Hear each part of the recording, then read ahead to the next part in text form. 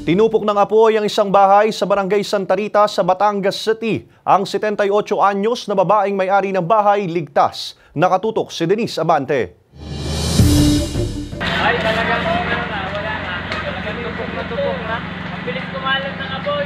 Mabilis na nilamon ng apoy ang isang bahay na ito sa Barangay Santa Rita, Carasada, Batangas City pasado alas 5 ng hapon kahapon. Luma na at gawa raw sa light materials ang bahay. Ayon sa Batangas City BFP, faulty electrical wiring ang nakikitang dahilan ng sunog. Electrical po yung possible na sanhi ng ating sunog sa Santa Rita, Carasada. Yung bahay kasi matandang bahay na to, no? At the same time, marami mga naka-imbak na mga kalakal. So yung proper housekeeping ay napabayaan. Kaya mabilis na kumalat yung apoy. Malakas na rin daw ang apoy bago pa dumating ang mga bumbero. Hindi raw nakapasok kaagad ang fire truck dahil masikip ang lugar. Nakalabas naman daw kaagad ang 78 anyos na babaeng may-ari ng bahay.